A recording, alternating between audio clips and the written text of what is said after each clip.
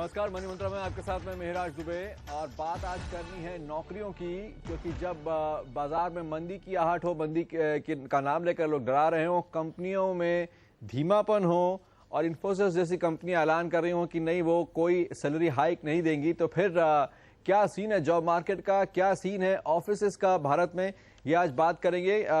जो लोग इस बात की जानकारी रखते हैं वो मेरे साथ स्टूडियो में हैं। मेरदानी और ग्लोबल हंट से सुनील गोयल, हमारे साथ हैं राधिका सचदेव, कंसल्टेंट है फाइनेंशियल वर्ल्ड की और office issues, work place issues की समझ रखती हैं। हमारे साथ हैं नवीन भाटिया, नवकार स्किल्स के मैनेजिंग डायरेक्टर।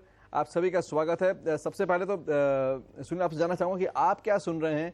सब लोग सुन रहे हैं कि नौकरियां आएंगी नहीं, जा सकती हैं, ये ज़रूर हो सकता है क्योंकि मंदी की आहट आने लगी है इकोनॉमी में। देखिए, जहाँ तक नौकरियों का सवाल है, मंदी कोई आज करंट सिचुएशन की स्थिति नहीं है। मंदी पिछले कम से कम 3-4 क्वार्टर से ये आहट है या इकोनॉमी स्लोली ग्रेजुअली नीचे की तरफ जा रही है और वो इफेक्ट एक ग्लोबल इकोनॉमी का है। सडनली जब भी कोई एक स्लो डाउन आता है तो हर कंपनी अपने प्रोजेक्ट्स को, अपने जो प्लान्स होते हैं उसको होल्ड कर लेती है। बट जब ये मंदी लंबे समय तक चलती है, यानी कि स्लो एंड स्टेडी चल रही है, ये स्लो डाउन भी है बट एकदम से फॉल डाउन नहीं है, तो वैसे केस में क्या होता है कि हर कंपनीज कुछ कंपनीज होती है जो एग्रेसिव मोड अपनाती हैं उसमें, और वो कहती है कि इस मोड में भी हम बिजनेस कर सकते हैं। तो वो न्यू जॉब्स क्रिएशन की स्थिति तब आती है जब वो एक्सपेंशन प्लान्स करते हैं अपने, या एग्जिस्टिंग सेटअप्स को ऑप्टिमाइज करना चाहते हैं।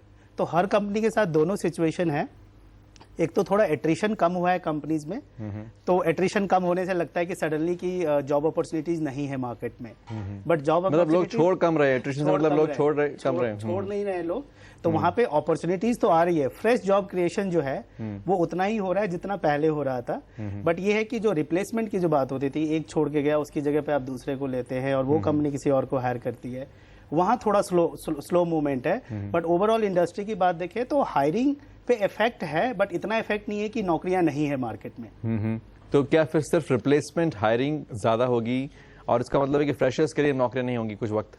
नहीं, ऐसा नहीं लगता। मैं आई एग्री विद हिम कि राइट साइजिंग होगी, एग्जिस्टिंग स्टॉक टेकिंग होगी कि कितना हमारे पास स्टॉक है, इन्वेंट्री बिल्डअप नहीं रहेगा, लेकिन क्लोज फिटमेंट चेक की जाएगी और थोड़ी मार्केट कंपेटिटिव तो रहेगी ही इस सिनेरियो में, क्योंकि एक परसेप्शन वैल्यू होती है, एक डर होता है, वो जब हो तो कोई कुछ प्लान स्टॉल कर दिए जाते हैं, तो एकदम से फ्रेश हायरिंग नहीं होगी, लेकिन इतनी उस पेस में नहीं होगी जिस पेस में लास्ट 2-3 ईयर्स से हो रही थी। वो स्लो डाउन थोड़ा सा आया है, बट यही टाइम है when one can take stock of the existing resource and अपनी फिटमेंट पे काम किया जा सकता है। तो मैं टीम लीड्स को कोट कर रहा हूं, उनका अनुमान है कि हायरिंग 2 से 5% तक गिर सकती है।